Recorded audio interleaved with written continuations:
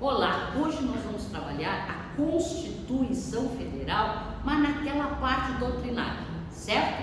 Então nós vamos ter, primeira coisa, nós já sabemos o que é a Constituição Federal, porque a gente já bateu bastante. A Constituição Federal é aquele conjunto de normas que serve para organizar o Estado. Que Estado? O Estado Federal, certo? Muito bem. Nós sabemos também que a Constituição Federal,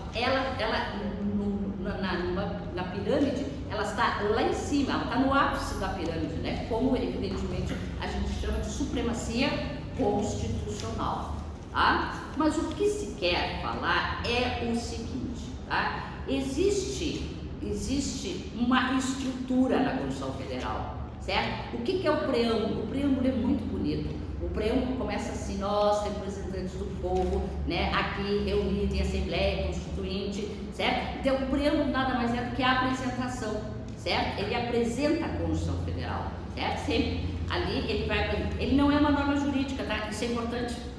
Ele não é uma norma jurídica. Apesar de fazer parte da Constituição Federal, ele não é uma norma jurídica, tá? Ponto, certo? Ele tem uma importância, mas interpretativa, mas não é uma norma jurídica, tá? Depois do preâmbulo vem aqui que a gente chama de parte permanente da Constituição Federal, que é do 1º até o 250, tá? Ali tem vários elementos. Importante aqui é saber o seguinte: pergunta, Lúcia, tudo que está na Constituição Federal é matéria essencialmente constitucional, que diga respeito da organização do Estado? Eu vou responder que não, certo? Porque quando o Poder Constituinte lá, reunido em Assembleia Constituinte, resolver elaborar essa Constituição Federal, o que aconteceu?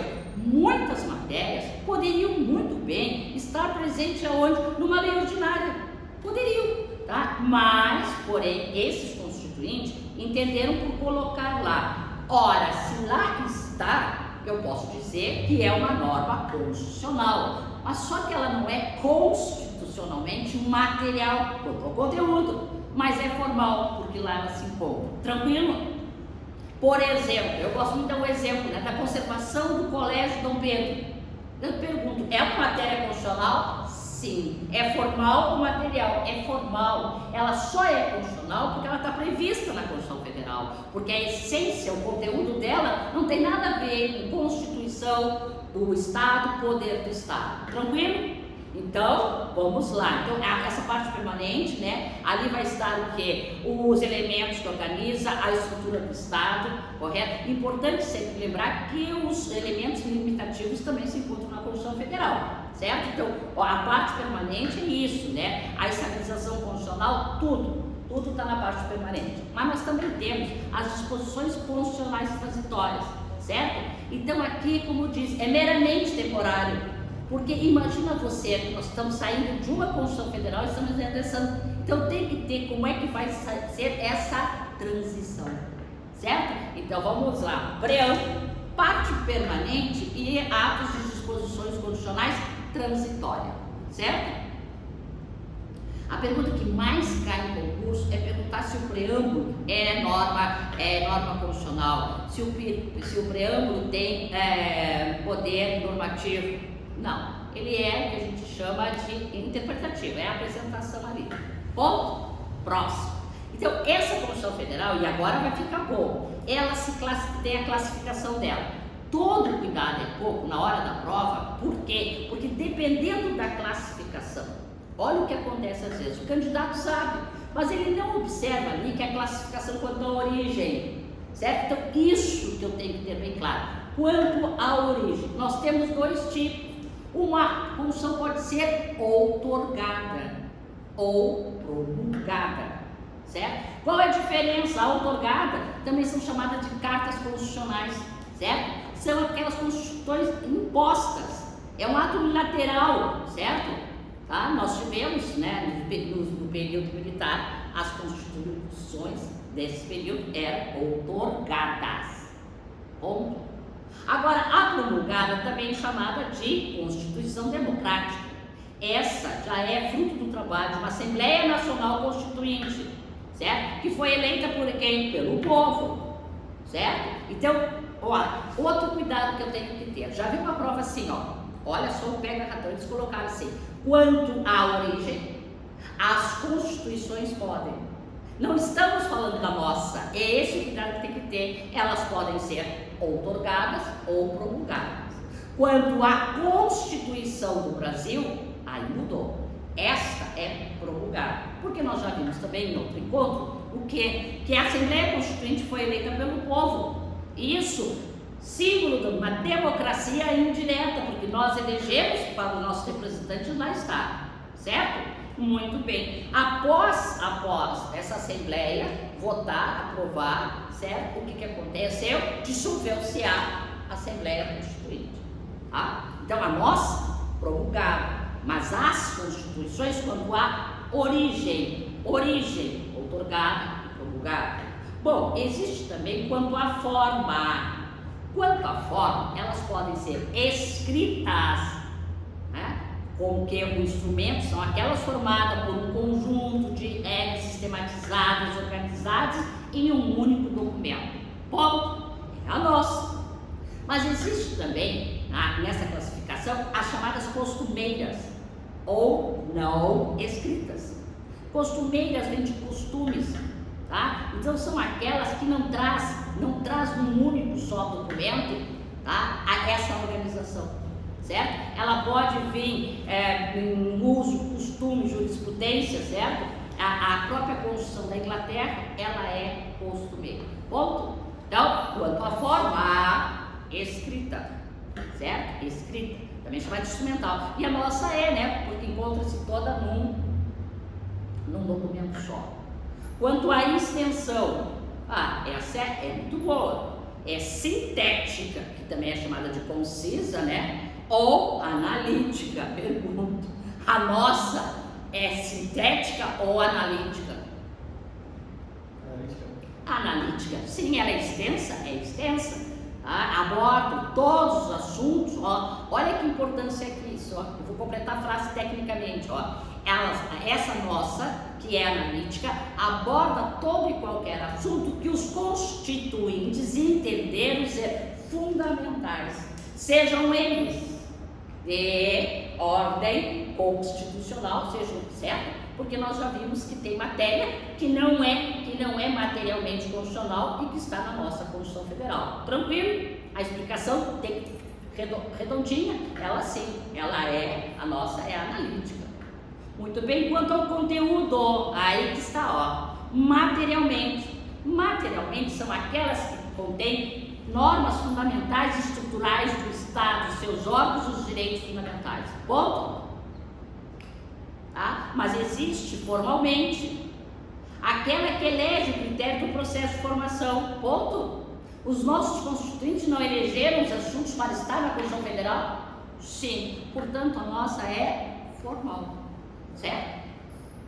Quando eu digo que a nossa é formal, qual é a interpretação que eu tenho que ter rápido? Logo, a nossa consta todos os assuntos que são constitucionalmente e mais aqueles que foram eleitos pelos constituintes.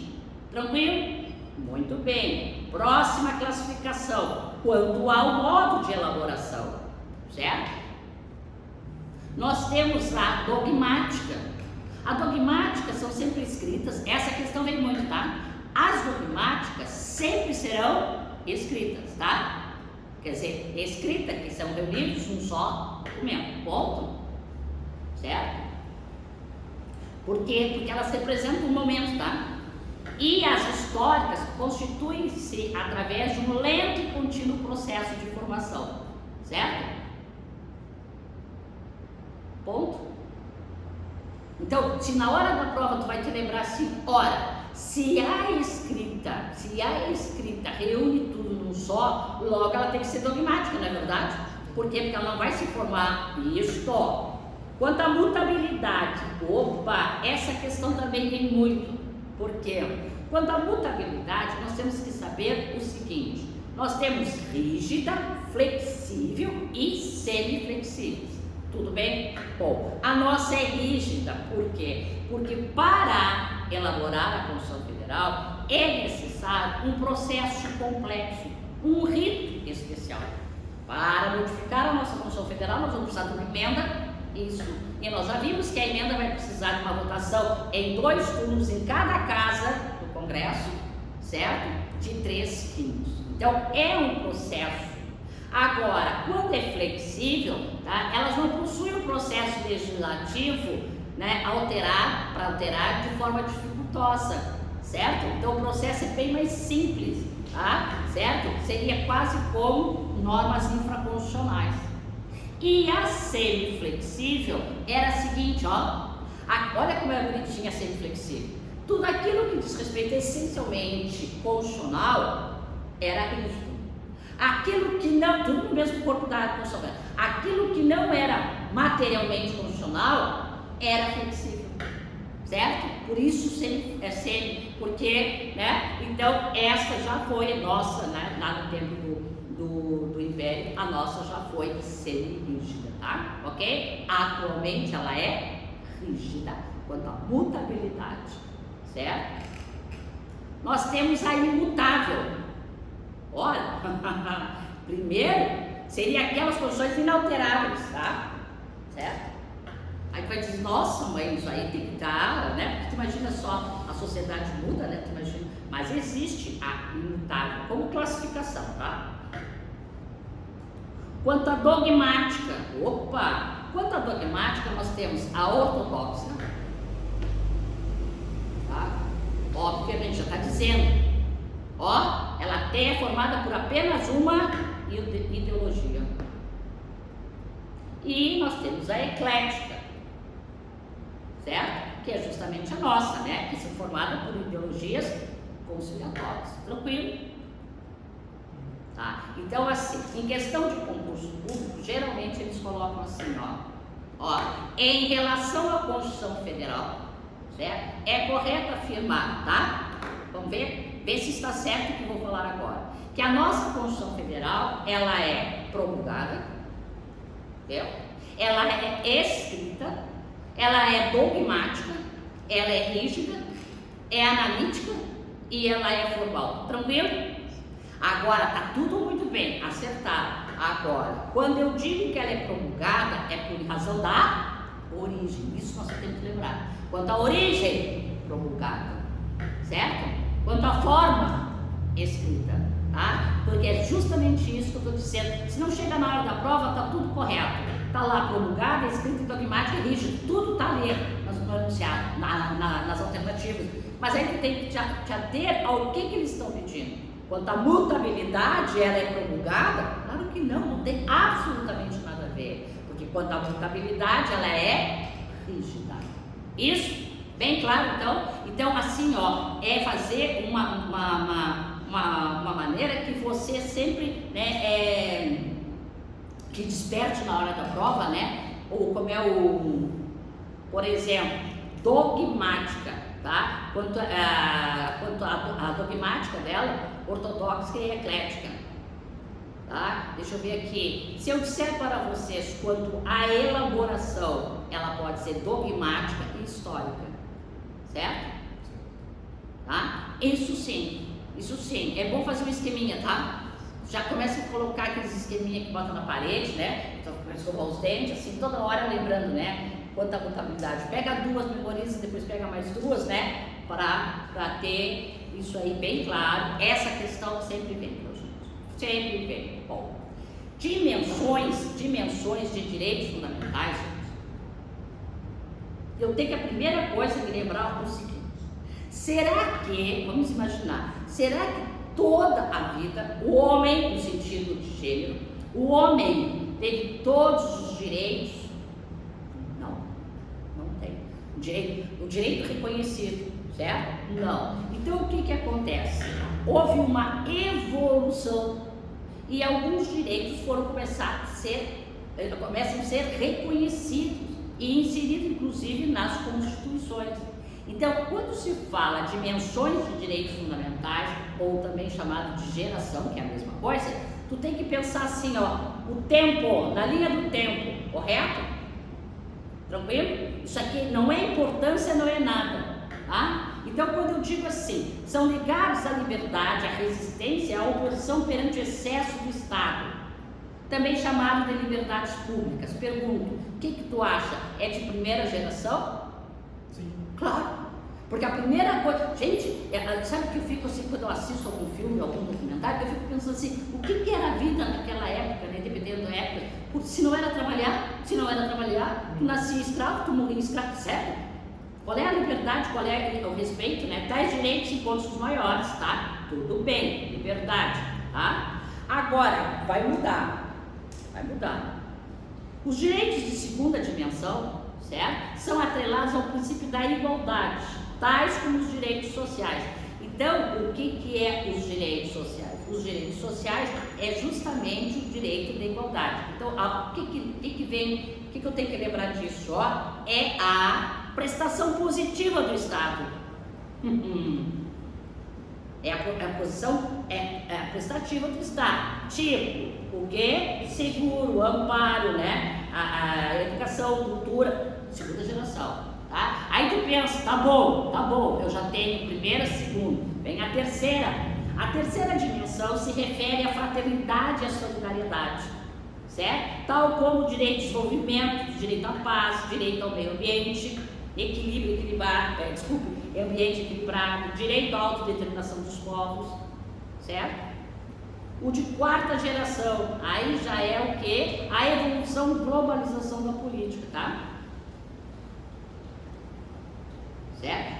Está referente a desenvolvimento tecnológico contemporâneo, tá? Direito à informação.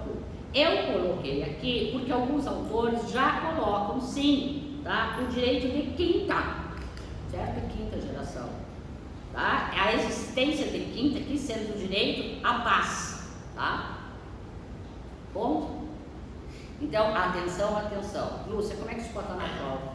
Por que é bom saber isso aqui? Porque às vezes no enunciado, o enunciado pode dizer, em se tratando de um direito de primeira dimensão, entendeu? É correto afirmar que encontra-se nesse contexto, tá? A paz, o meio ambiente, tá entendendo? Isso, o que mais? A educação. Então, por isso que eu bato bastante nisso, porque às vezes vem no enunciado. E aí o que vai acontecer? Uma questãozinha que tu teria condições de responder tranquilamente, porque, por exemplo, a liberdade é um direito de primeira geração, certo? Então, essa questão aqui, ela pode sim aparecer num enunciado ou até mesmo, né, numa questão. Então, sempre lembrando o seguinte, o homem, né, enquanto, né, sujeito somente de deveres em relação ao Estado, quais os direitos que primeiro ele adquire? E quando a gente diz de reconhecer o direito, é esse direito ter uma proteção constitucional, certo? Dúvida? Bora lá. Quando for pensar em direito, dimensões de direitos fundamentais da primeira geração, pensa basicamente em liberdade. Liberdade, vamos lá. Cite mais direitos de primeira, é isso? São as liberdades, certo? O direito de viver, liberdade de reunião, a liberdade de não prestar serviço, certo? As liberdades. Tá bom. Todas as liberdades previstas lá no 5º, certo? São os direitos de primeira. Ótimo, tá? Muito bem. Próximo tópico. Esse próximo aqui é a supremacia, atenção, isso é importantíssimo, a supremacia da Constituição Federal, certo? Então, nós sabemos o seguinte, tá? Nós temos aqui, e nós já vimos, tá? As espécies normativas, certo? As espécies normativas, tudo que está previsto lá no artigo, né, 59 da Constituição Federal. Então, tem um elenco ali. A Constituição Federal, ela está no ápice da pirâmide de Kelsen, tá? Ela está ali, ela é o máximo. Ponto. Depois nós vamos pensar o seguinte, as leis complementares. Eu não gosto de classificar, de fazer essa classificação. Constituição Federal e leis complementares. Por quê? Porque a lei complementar entre a lei ordinária não tem hierarquia. Não tem hierarquia, tá? Certo? Não tem hierarquia. Por que não tem hierarquia? Porque a previsão de que aquela matéria seja tratada por uma lei complementar está na própria Constituição Federal, certo? Então, quando a Constituição Federal diz, por exemplo, que determinada matéria será regulada por lei, apenas a palavra lei, eu já sei que é uma lei ordinária. Agora, quando o Constituinte quis, né, que fosse uma matéria tá, aprovada por maioria absoluta, certo? Tá? Ele vai pedir a lei complementar. Porque tu para para não filosofar um pouquinho. Então, a lei complementar não se complementa àquela exigência que está na Constituição Federal, não é verdade? E a lei ordinária pode ser qualquer outra lei que não esteja prevista na Constituição Federal, tranquilo? Então, por isso que não tem hierarquia, ó, de dizer esta é mais que não. É questão da forma, é questão do conteúdo que vai ser estudado, certo? Agora, quanto ao trâmite, elas são iguais. Por exemplo, a iniciativa, elas são iguais na iniciativa, delibera e sanção. Agora, quanto ao quórum para aprová-las, a gente sabe que existe uma diferença. Entre uma lei complementar, existe-se maioria absoluta. Portanto, 50% e mais um de todos os integrantes, por exemplo, da Câmara ou do Senado. Fechou? Agora, a medida provisória, ela não é lei, mas ela tem força de lei. Então, a medida provisória é uma situação de relevância e urgência que não pode esperar todo o processo. Então, o que faz o chefe do executivo? O chefe do executivo emite aquela medida provisória, como diz o nome, ela tem prazo para vigir, 60 dias, renovados por 60. O que acontece? Ou ela será convertida em lei, ou ela perde a eficácia, certo? Mas é claro que eu tenho que tomar cuidado, é o seguinte, Lúcia, não é perigoso isso? Pensando nisso, não é toda e qualquer matéria que pode ser objeto de medida provisória, certo? Então, a própria Constituição Federal já diz quais matérias pode, por exemplo, não pode ser uma medida provisória, certo? Por quê? Porque primeiro o presidente ele emite aquela medida e depois é que vai haver, né, a votação pelo... Então, na conversão de uma medida provisória, ela vai seguir o mesmo rito de uma lei, na hora de ser convertida, certo? Porque daí vai ser análise ali, né, e depois passa. E uma lei delegada, como diz o nome, é uma lei na qual quem tem função de legislativo, ora a União, Congresso Nacional. Só que aí o Congresso vai fazer o quê? Vai delegar, tá? Delega para quem? Para o presidente da República elaborar uma lei. Eu não posso jamais confundir uma lei delegada com medida provisória, certo? Porque aqui é uma lei, ele vai elaborar uma lei. Né? E também a mesma regra, não é qualquer assunto que pode haver a delegação, certo? O assunto, né, os termos disso vai estar bem escrito, porque vai ser mediante uma resolução que passa e ele tem que obedecer o limite desta delegação, tá? E depois nós temos as resoluções e os decretos, só para bater a aula passada. Então ficou claro, vamos ver se ficou claro, que quando o Congresso, olha lá, quando a gente fala legislativo, ele tem duas funções. O legislativo vai legislar, ou o legislativo vai agir. Vamos pensar assim, forma administrativa. Quando o legislativo, tá, age na sua função de legislar mediante o Congresso Nacional, isso, tá? O que vai acontecer? Ele legisla, nós temos o que? Nós temos as leis, que vai ter sanção, e nós temos matérias que ele vai decidir, mas não é lei. Porque o decreto legislativo, ele vai nascer justamente quando o Congresso Nacional estiver praticando atos não legislativos. Acatei a palavra, era a palavra que eu queria. Então ele tem competência legislativa e não legislativa. Até que enfim ver. Então é justamente isso, ó. Quando o Congresso Nacional estiver agindo, tá, em atribuições não legislativas, ele vai expedir mediante decreto legislativo, certo? Essa é a espécie normativa. Ora, quando ele estiver agindo na sua função legislativa com sanção, vai ser uma lei, vai nascer uma lei. Ponto. Agora, existe também atribuições que é só do Senado ou só da Câmara. Então, quais essas matérias são de competência privativa deles? E eles vão agir, certo? Eles vão agir mediante resolução. Fechou? Olha aí, isso aí é muito interessante, muito interessante. Vou dar um exemplo que não dei na aula passada. Eu cheguei em casa e me lembrei. Olha só o que pode acontecer, certo? Nasceu uma lei, ponto. Nasceu uma lei, discutida aqui, votada e sancionada. A lei nasceu. Nós sabemos que depois que essa lei entra em vigência, poderá haver a necessidade de quem? Da participação do Executivo através de um decreto. Para quê? Para regular, para explicar a execução dessa lei. Entendeu? O que faz então? Entra o presidente e emite um decreto. Tá? Um decreto para explicar a execução dessa lei. Só que, ao explicar essa lei, o Executivo extrapola o poder normativo. Porque o poder normativo é justamente esse, explicar. Mas ele, ao fazer isso, ele extrapola. Ao extrapolar, será que o Congresso Nacional pode cortar aquilo que ele extrapolou? Sim. E como é que ele corta? Mediante um decreto legislativo. Então, quando você lê, que caberá ao Congresso, nós vamos ver que vai estar escrito lá que é sustar os atos que exorbitem o poder regular. Quando ele diz que vai sustar, vai cortar, por quê? Porque houve um excesso. Quem faz é o Congresso, mediante o quê? Um decreto legislativo. Ponto. Tá? Outra questão que, se nós não falamos, falo agora.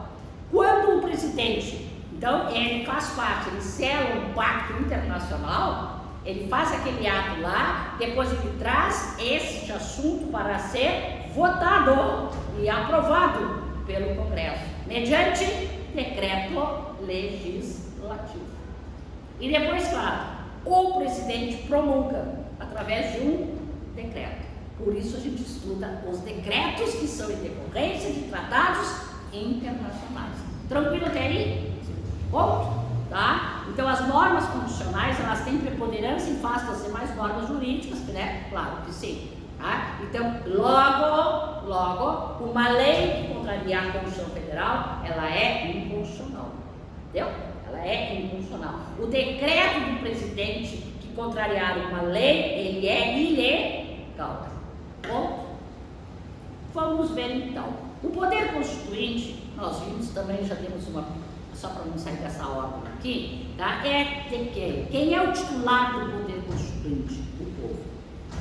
Certo? É o povo. Gente, essa questão vem muito concurso. O poder constituinte é o povo. Claro, ele vai exercer mediante, né? O poder constituinte, ele pode ser originário. Tá? Atenção. Quando ele é originário, quais são as características? Ele é inicial, ele é autônomo, ele é ilimitado, ele é incondicionado. Fechou? Vamos de novo, olha lá. Quando eu digo poder originário, tu pensa o seguinte, vamos fazer uma Constituição Federal? Vamos supor, foi convocado uma Assembleia Constituinte para fazer uma nova Constituição Federal. Pergunta. Ele inaugura uma nova ordem jurídica? Sim. Então, tu estás me dizendo que quando a Constituição Federal de 88, eu poderia dizer que ali nasceu um Estado novo? Sim. Por quê? Porque no momento que aquela Constituição foi feita, ela não ficou submetida a nada. Ele é inicial, ele é autônomo, tá? Para quê? Para exercer parâmetros da nova. Ele é ilimitado, soberano. Claro que sempre. Aí tu vai dizer, mas algumas coisas ele terá que observar, por exemplo, observar dignidade humana, né? Mas também ele vai ser incondicionado.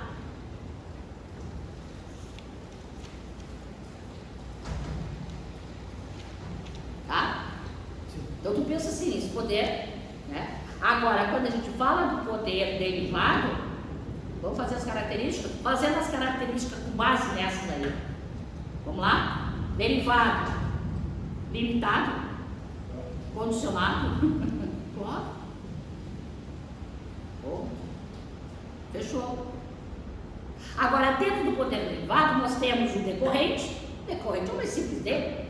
É justamente o poder dos estados, a federação tem para elaborar as suas próprias constituições, certo? Ok? Bom, e o Distrito Federal, a sua lei orgânica. Agora, o derivado reformador, não precisa dizer, né? Nós temos o da revisão e nós temos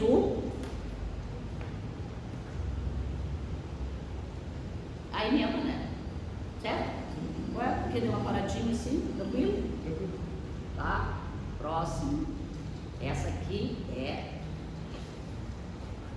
Então, até aí, tudo bem. Agora, vamos fazer o quê? Vamos interpretar essas normas constitucionais. Vamos interpretar e aplicar. Então, nós estamos diante do que a gente chama de eficácia e aplicabilidade das normas constitucionais. Entendeu? Nós temos 3 possibilidades. Nós temos eficácia plena, nós temos eficácia contida e nós temos eficácia limitada.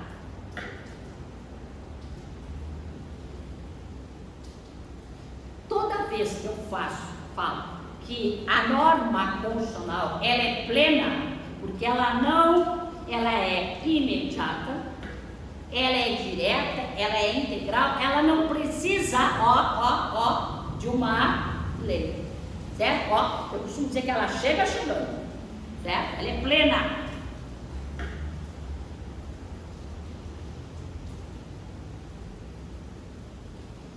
Agora, repara, quando eu tenho uma eficácia contida, tá? Ela é direta, mas ela não é integral.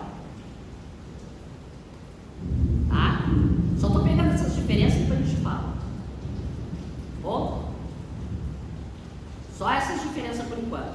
Quando eu tenho uma eficácia limitada, cuidado, ela é mediata, ela não é imediata, ela é mediata. Ela é indireta. E ela é reduzida. Bom? Então vamos lá. Então vamos ver aqui. Ó, quando eu terminar de ler, você me dizer de qual norma eu estou falando, tá? Digo assim, ó. São normas de aplicabilidade direta, imediata, integral. Logo, ela não depende de legislador posterior. Né? Opa, vou de novo. Olha a plena.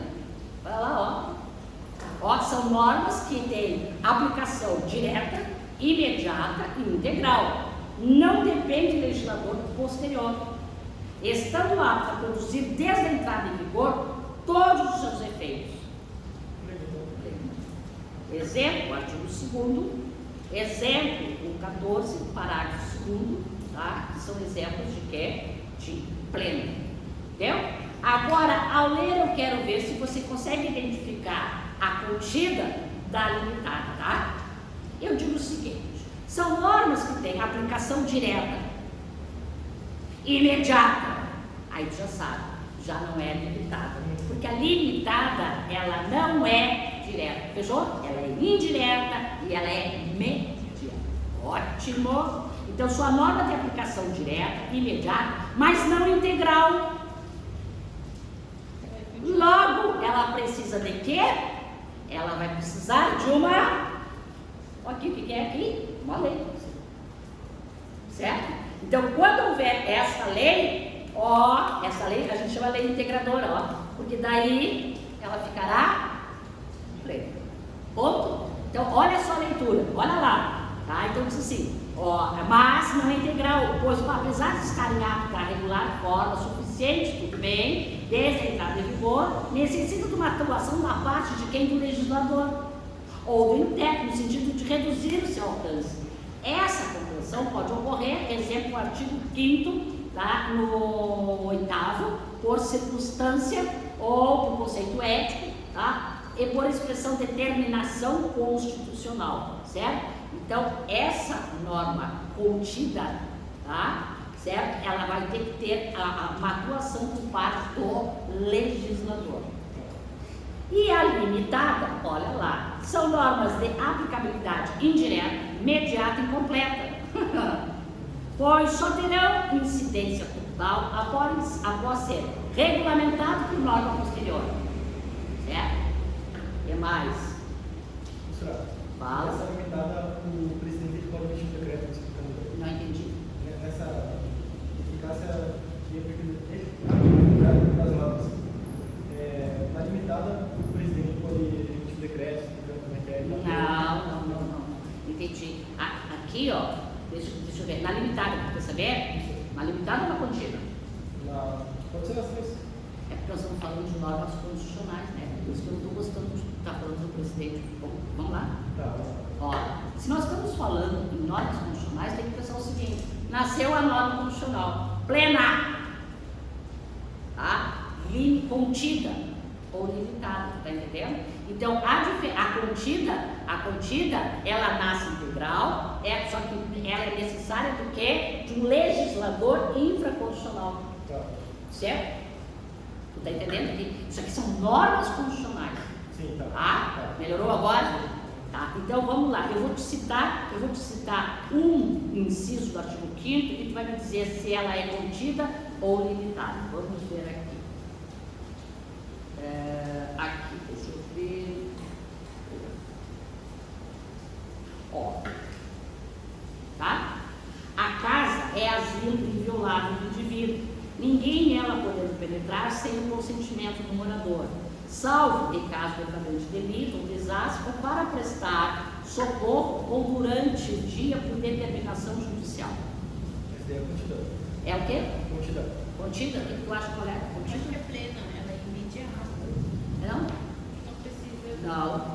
Ah, ela precisa da lei. Não, ela precisa do quê? Olha lá, ó. Ninguém pode entrar, ó. Ninguém pode entrar. Mas, se houver uma ordem judicial, tá? Então é contida. Contida, vamos ver. Próxima diz assim, ó. Aqui. Essa eu posso. É livre exercício de qualquer trabalho, ofício, profissão, tá? É livre. Atendidas as qualificações profissionais que a lei estabelecer. Essa é contida. Contida também? Contida? Isso. Então vocês percebem o seguinte, ó. Olha a contida, tá? Olha a contida, tá? A contida é quando a norma está assim, no primeiro momento, mas depois vem algo. Exatamente. Então seria a exceção, né, da lei? Ou não? Seria o máximo? O exceto, tá, entendi. Agora, a limitada. Então, pode ser, ó, de eficácia limitada, institutiva e a facultativa, tá? Por exemplo, ó, normas constitucionais de eficácia limitada dizem respeito a entes estatais, órgãos e poderes, tá? Agora, as normas constitucionais de eficácia limitada programática, elas possuem um cunho social. Então, demanda uma atuação legislativa, entendeu? Por exemplo, o artigo 7º lá da Constituição Federal, o que demanda uma atuação governamental. Certo? Então, a maioria das pessoas acham assim, tá na Constituição Federal, logo é direito que eu tenho, que já posso exercer de imediato. Depende. Porque se é uma norma de eficácia, por exemplo, limitada, como está dizendo, certo? Não vai ter efeito sem que haja ponto. Tá. Vamos lá? Então, ó, vou de novo, tá? Essa aqui, ó, plena. Ó. Isso aqui, o que é? Essa é a contida. Contida. Estava assim, recolheu. Claro. Fechou agora? Uhum. Então eu posso. Vai. Tá. A limitada é quando tem interferência do Estado. São normas de aplicabilidade direta, total, pode ser, não tem interferência do Estado, mas tem um agir maior, por exemplo, todos terão direito à habitação. Tá, mas de que forma? Vai ter que ter, entendeu? Olha aqui. Sim. Então eu posso dizer que é uma norma de eficácia limitada programática. Entendeu? E a limitada institutiva, o que é? É que diz respeito à constituição de órgãos. Olha lá, ó, as normas constitucionais de eficácia limitada institutiva vem de instituição, ó, dizem respeito a entes, a órgãos e poderes. Tá? Porque tu quer ver uma coisa, ó, Quando tu abre ali e tem uma norma assim, tu sabe que aquele é um órgão, mas tu não sabe exatamente isso. Né? Sempre lembrando do seguinte, quando a lei restringe o que está previsto na Constituição Federal, ela não está limitando. Está limitando. Então ela vai limitada. Tá. Fechou?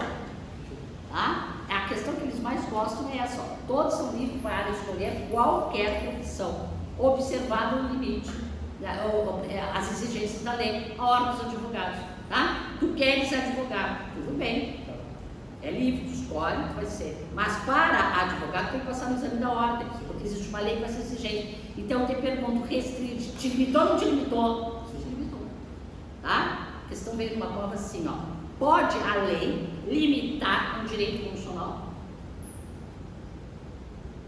Sim. Claro que pode.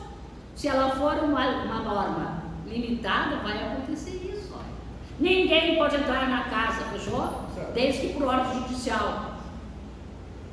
Depois que tu sente, ó, não caiu bem a ficha, ó. Tu pensa o seguinte, geral, ó. Todos podem escolher qualquer profissão, olha só, geral, desde que a lei observada,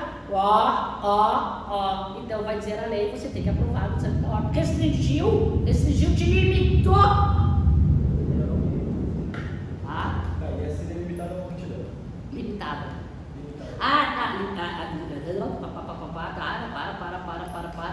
Contida, certo? Tá, é porque eu ia perguntar daquele exemplo que deu. A limitada é mais limitada ainda, tá? A limitada é mais. Não, mas eu acho que a gente pegou. Porque sabe o que é limitada? Olha lá, ó, ela tem aplicabilidade direta, imediata, porque precisa ainda, né, de uma manifestação do infraconstitucional. Sim. Certo? Bom, bora lá. Esse exemplo que a senhora deu dos advogados, ele seria uma Contida. Contida. Isso.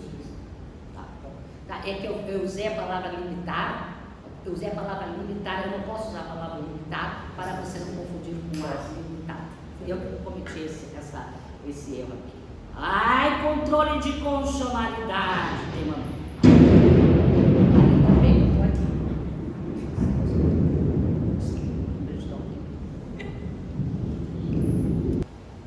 Esse tema que a gente fala de controle de constitucionalidade é um tema assim, bem puxadinho.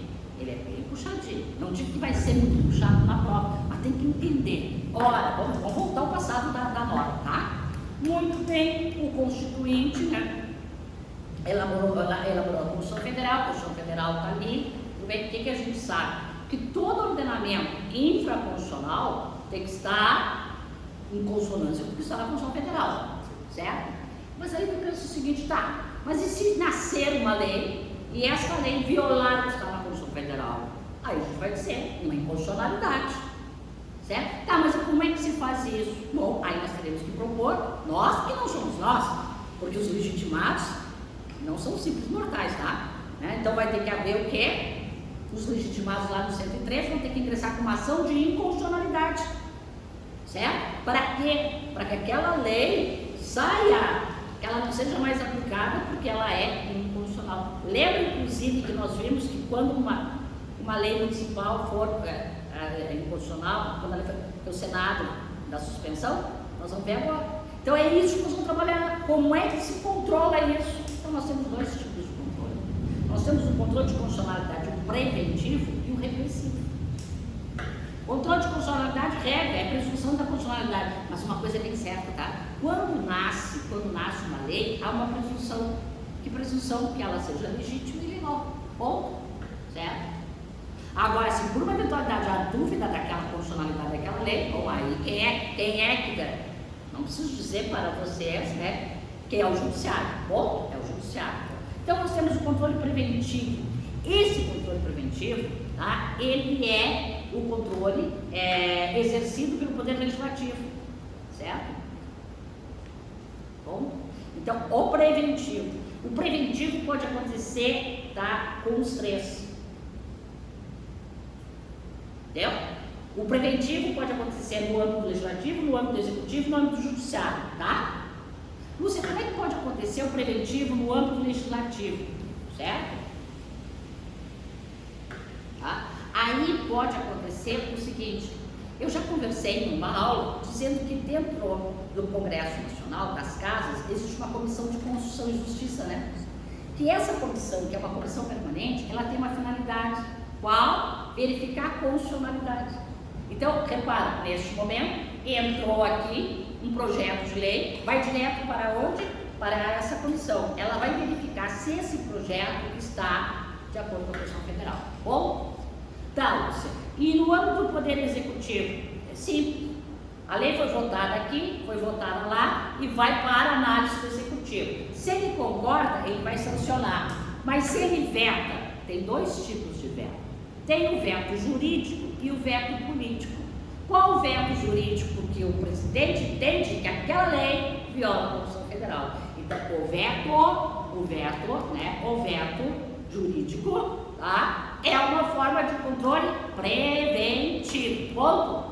Quando eu estou falando de preventivo, estou perguntando para vocês, em algum momento nasceu a lei? Não. Está se prevenindo que ela nem aconteça. Bom? Tá? No âmbito do Poder Judiciário, gente, é uma situação excepcional, tá? Porque, em regra, o Judiciário faz parte do controle, não do preventivo, tá? Do repressivo, mas tem uma possibilidade. Um caso é o mandato de segurança que for impetrado por parlamentar para defender, certo, o devido processo legislativo, entendeu? Não está sendo observado, por exemplo, o quórum não foi observado, ou seja, qualquer coisa, então está havendo um controle, né, que é... Vamos ver. Repressivo. O poder pode ser o controle exercido pelo Poder Legislativo e pelo Poder Judiciário, tá?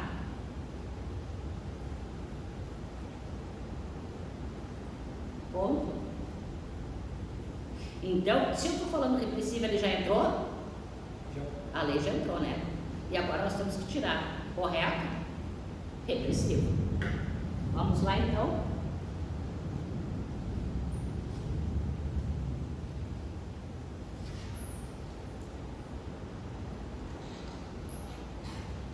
Então, nós temos aqui, tá? Ó, no repressivo, nós temos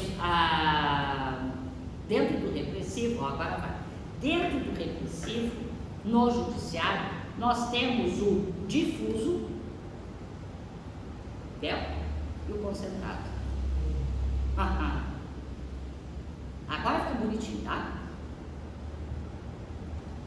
Quando esse controle, olha lá, quando esse controle de constitucionalidade for considerado concentrado, ele só poderá ser questionado mediante ações. Ó, ações. Diretamente para onde? Para o STF. Ok? Bom, Lúcia, e quando for difuso, como é que pode ser alegado? Em qualquer instância.